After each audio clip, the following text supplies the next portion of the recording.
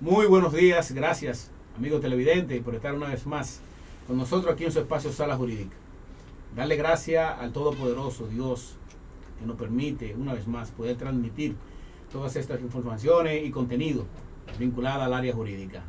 Hoy, como siempre, como cada sábado, haciéndome acompañar de la licenciada Elsa de la Cruz, siempre bella y elegante. ¿Cómo se siente? Gracias, Richard, buen día. Me siento excelentemente bien. Bien, es una palabra de poder lo que te ha dicho. Bien, sí. Así esperamos que cada uno de ustedes televidentes se sientan y que puedan disfrutar del contenido de este programa. El día de hoy tenemos un espacio súper especial y tenemos, como siempre, un especialista que tiene un prontuario, podríamos decir, de conocimientos, de temas muy importantes relacionados al derecho penal. Y es que este es un especialista que ha podido sudar la toga verdaderamente. Un abogado que se ha ejercitado en lo que es el derecho de la Defensoría Pública, en el derecho penal. Y no necesita ni siquiera mucho más presentaciones ni preámbulos. Con nosotros el doctor Emilio Aquino Jiménez. Hermano, bienvenido a tu casa. Muchas gracias, Richard. Buenos días, doctor. Doña Placer Elsa. de tenerle aquí. Un placer para mí, realmente un grato placer compartir con los televidentes que cada sábado sintonizan Sala Jurídica. Para mí es un grato honor poder compartir con el público que cada día, cada sábado lo sigue, algunas experiencias que hemos tenido en el área penal, en el área jurídica, el derecho en sentido general. Bien, es interesante para nosotros, Emilio, poder destacar esa participación tan asombrosa que has tenido tú en el proceso de la Defensoría Pública en la República Dominicana. ¿Qué tú puedes contarnos acerca de eso? Bien, la Defensoría Pública para mí fue una escuela, más que la universidad donde uno va a adquirir conocimientos teóricos. Realmente en la práctica la Defensoría Pública fue mi escuela y agradecido del tiempo de las personas que conocí durante más de 9 años que tuve en el ejercicio del derecho penal, y fue la oportunidad que me dio para cerrar etapas y comenzar de nuevo, pero realmente una experiencia extraordinaria que cualquier abogado que incursione en el área penal le gustaría tener. Yo tuve ese privilegio durante más de 9 años y por eso realmente me siento eternamente agradecido de la Defensoría Pública como institución y todas las personas que pude conocer a través de ella y que dejé, pero que siguen siendo mis amigos. Esto es muy interesante. Nosotros que hemos tenido también la oportunidad de poder compartir con personas como tú que han trabajado por mucho tiempo en la Defensoría Pública, un trabajo enorme, un trabajo que realmente debe verse con lupa. La experiencia que tienen cada una de esas personas, sobre todo con los procesos de derecho penal, en un 95% me atrevería a decir que está por encima de la capacidad de muchos abogados privados, y que con eficiencia y sobre todo con pocos recursos tienen la oportunidad de llevar soluciones a aquellas personas que no tienen recursos para hacerlo. La verdad que te felicito y es una labor encomiable. Espero que en esta nueva decisión, en esta nueva etapa de tu vida como abogado privado, tengas la oportunidad de poder poner en práctica todo ese ejercicio, toda esa enseñanza que tuviste en esa experiencia. Así Muchas que, gracias. Bienvenido al club. Gracias. Esperemos que llegue. Así es. En otro orden, nosotros tenemos siempre el público ávido, deseoso de querer saber informaciones sobre todos los temas. El derecho penal para ti es una papita. Y por eso nosotros nos gustaría siempre saber cuál ha sido, ¿qué entiendes tú? ¿Cuál ha sido el proceso que ha surgido del derecho penal desde su historia hasta estos tiempos en la República Dominicana?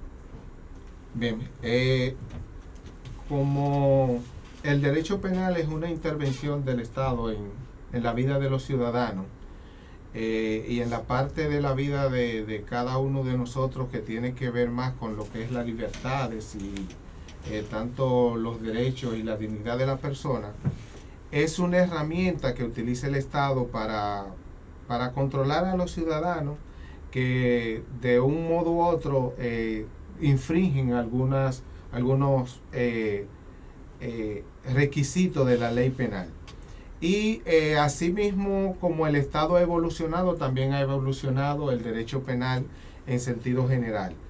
El derecho penal en la República Dominicana, tal como lo conocemos, ha tenido en los últimos años un salto cualitativo en cuanto a lo que tiene que ver los derechos de la persona, y eso se debe precisamente a que nosotros iniciamos nuestra vida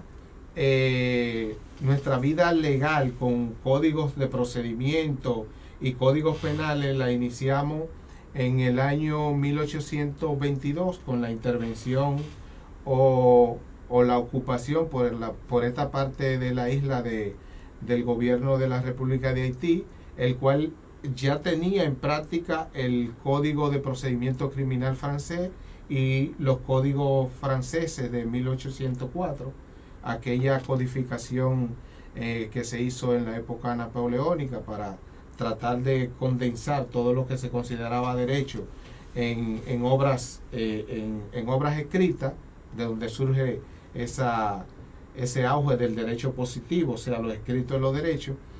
Y ese proceso, los códigos franceses estuvieron en funcionamiento aquí hasta la independencia de 1844 y continuaron aún después de la independencia. Durante los años de 1844 a 1882, cuando se inicia el proceso de traducción de los códigos franceses al español, regían los códigos napoleónicos, esos códigos que dejaron la intervención de Haití.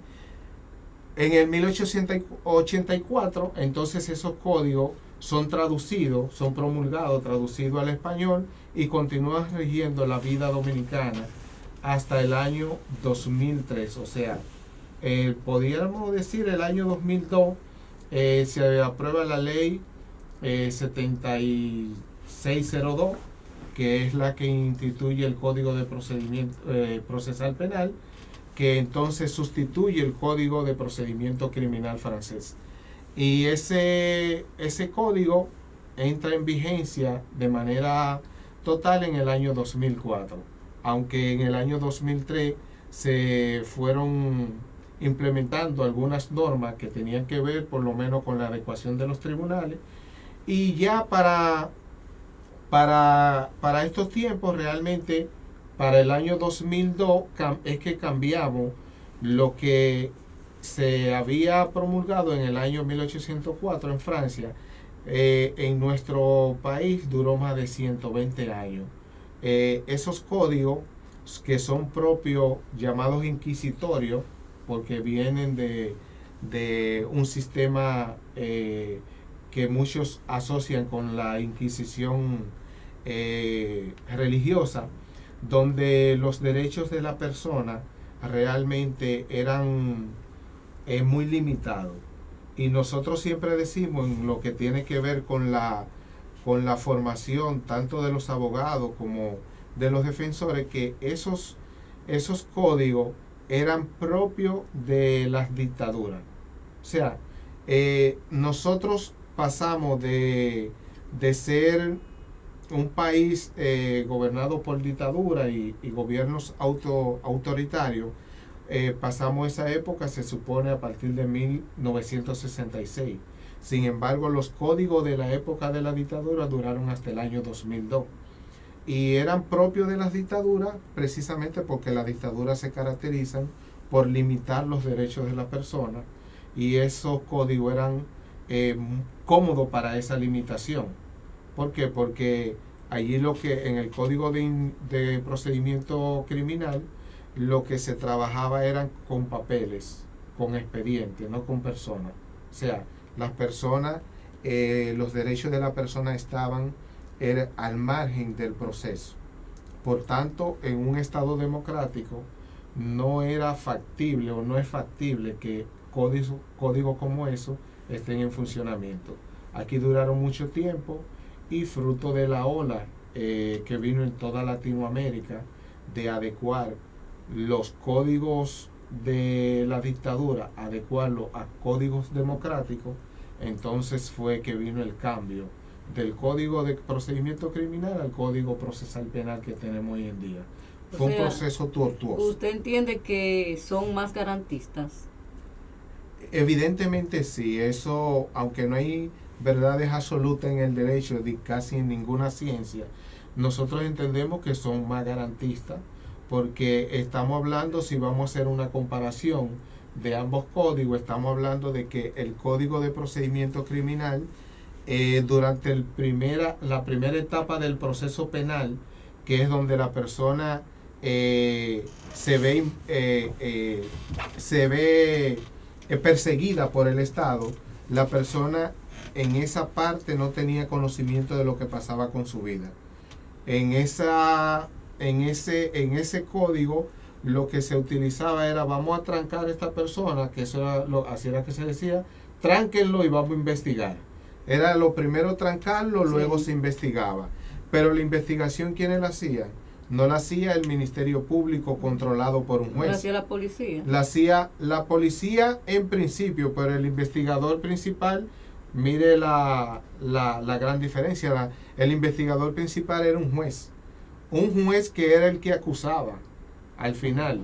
Ese juez de instrucción en ese tiempo llevaba una etapa secreta, donde ni el imputado, ni la víctima, ni abogado, ni fiscal tenía que ver nada con eso. Él hacía todo, él hacía su allanamiento, él iba a buscar una persona presa, él decidía cuáles pruebas iban al juicio. Todo eso lo hacía el juez de instrucción él solo, y nadie se daba cuenta de lo que él hacía, y varios tiempos después entonces dictaba una decisión que se llamaba providencia calificativa, que era lo que iba al juicio. Pero durante todo ese tramo del proceso, ni el imputado ni la víctima se enteraban. ¿Existía el habeas corpus? Sí, existía el habeas corpus, porque el habeas corpus es una figura que viene desde la época de lo que se llama el inicio de los derechos humanos de 1215, Juan Sin Tierra, que eran unos derechos que se les reclamó al que iba a ser el rey en aquel momento para poder otorgarle la corona. En ese momento se le hicieron unos sinnúmero de derechos, y entre ellos estaba que una persona tenía que, antes de privarla de libertad, podía ir donde un juez, en ese caso donde sus pares.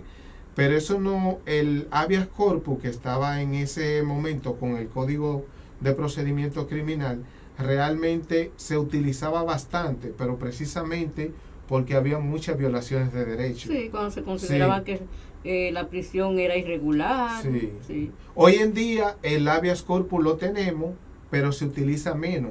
¿Por qué? Porque hay más garantía en esa etapa del proceso. Cuando la falta de garantía es que hace que se utilicen mucho esos procedimientos para garantizar esos derechos que realmente son violentados por el Estado.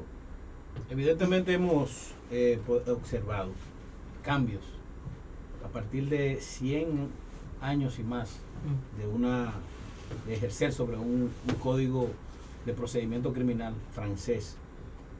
¿Qué novedad, aparte de la que ya ha mencionado, trae el nuevo código de procedimiento penal instaurado en el 2002 y aplicado ya en 2003, la 7602? Bien, ese código, el Código Procesal Penal, que es una adaptación también de los códigos iberoamericanos, un código modelo para Iberoamérica que se empezó a gestar en Argentina, eso trajo para la República Dominicana muchas novedades. La primera novedad es que ya dejamos de ver el expediente como la cosa que tenía importancia y empezamos a ver la persona. Por eso el Código Procesal Penal trae un sinnúmero de garantías para el imputado. ¿Por qué? Porque el imputado es la persona que se está siendo perseguida por todo el aparato estatal. Doctor, hablando de garantía, vámonos a una pequeña pausa publicitaria y cuando regresemos para que usted nos explique cuáles son las garantías que tiene el imputado. Bien, bien.